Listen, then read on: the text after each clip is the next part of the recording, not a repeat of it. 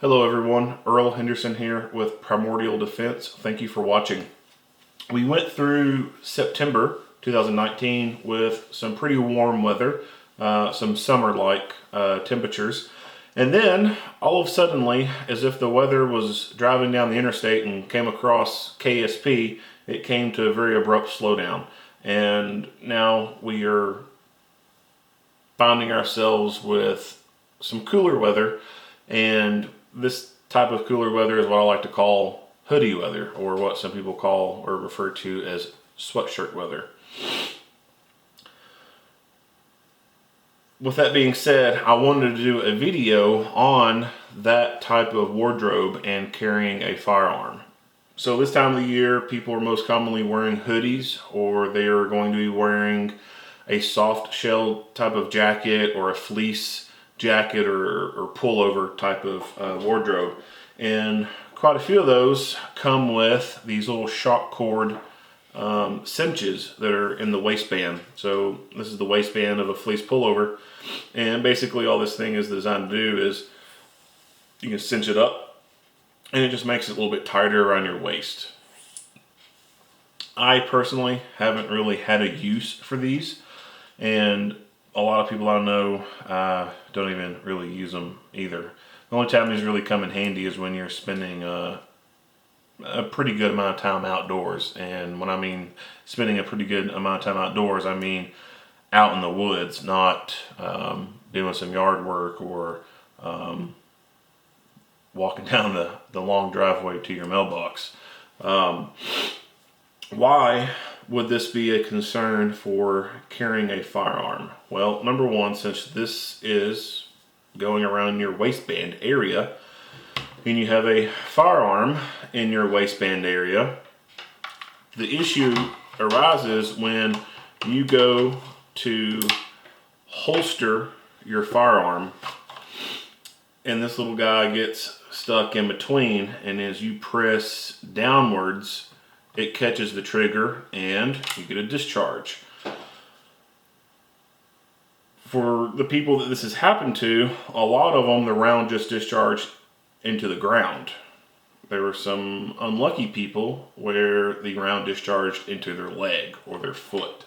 It's very easy for these little things to get stuck in between there. There's actually a popular video that's floating around on the internet that shows a police chief at a gun store, and the video is like from a security camera footage angle.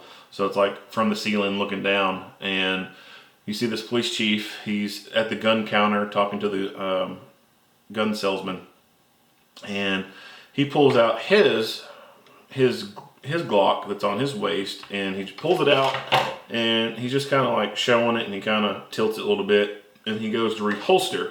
Well, as he reholsters, one of these little shock cord cinch strap things, where you want to call it, got caught in between the holster and the trigger, and as he drove the pistol down into the holster, it caused the round to go off. How do we prevent this problem? Number one, the easiest solution is to just cut these things off. You can cut them, pull them out, and you can repurpose the shock cord for something else, for some other project, or you can just throw it away. As I said before, I've never really had a use for these, and I don't really know anyone who actually uses these in their day-to-day life when it comes to cold weather out in the city environment.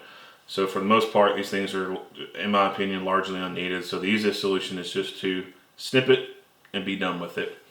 The second workaround is when you go to reholster, you need to aggressively pull the garment away from your waistband, and then that gives you enough space where there's nothing in around that waistband area except for the exposed holster, and you can go ahead and drive that pistol back down into the holster.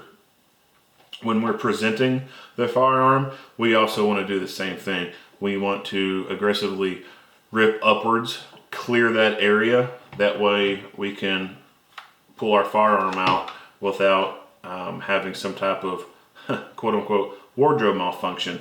So if you could imagine for a second you know, pretending this is being worn, if you go to pull this up and you don't clear it well enough and you go down to get the gun, you could inadvertently get some fabric stuck between the web of your hand and the firearm.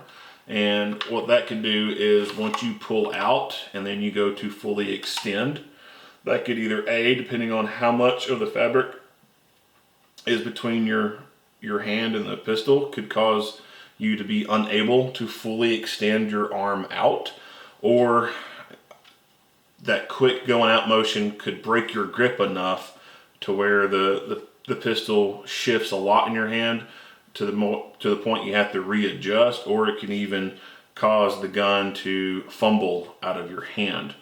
Another concern with that is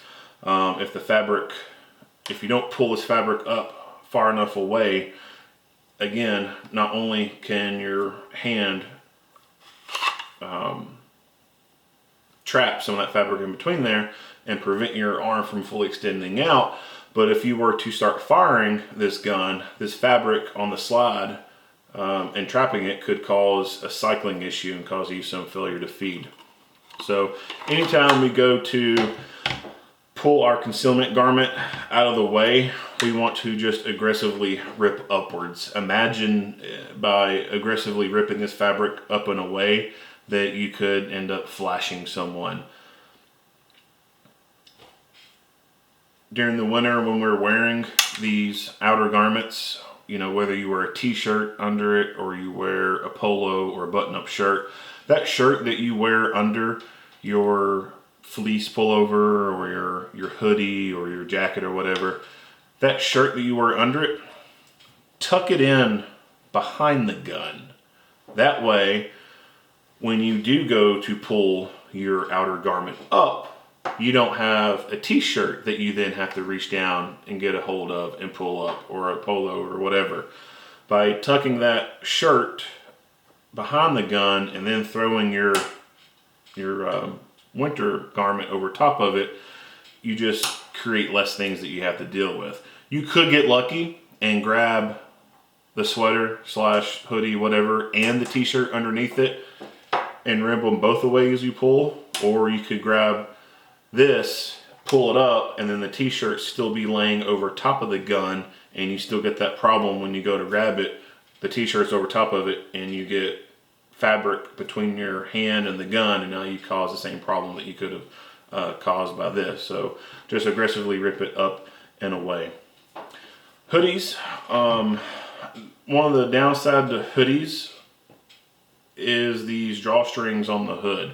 Again, I've never really had a need for fully cinching up the hoodie. I personally haven't never had a need for it.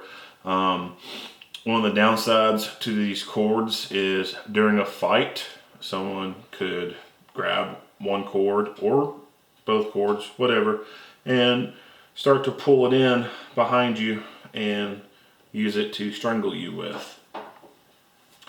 Another downside to these drawstrings is if you're in a fight and you're rolling around that ground and they produce a gun or they produce a knife or something like that, and you have to draw, or you've already drawn and you for whatever reason have gone on the ground and you need to start firing from close retention, meaning that instead of having your hands and arms fully extended outwards, you have them tucked in close to your body, called close retention firing. If we do that, then one problem that could arise is these little drawstrings could get caught up in the ejection port. So we could fire one round off, and because that string is stuck inside there and caught, we can't get that other round to go off. So if the slide goes out of battery just by a little bit, yeah, you can pull the trigger all the way back, but you're not going to drop that firing pin. It's not going to make a round go off because this gun is out of battery. So just having that simple little drawstring caught inside the ejection port could cause your firearm not to go off. And here, of course, the gun is back into battery, and we hear a nice audible click. But when that drawstring's stuck inside there, it pushes it far enough out of battery that you're not going to get it to go off. And that could be a problem. So the simplest solution here is to snip, snip, pull them out, and be done with them. If you have any questions or comments about some of the things that I discussed in this video, feel free to leave a comment or send a message. I'll try to get to those as quickly as I can. Earl Henderson, Primordial Defense. Thank you for watching.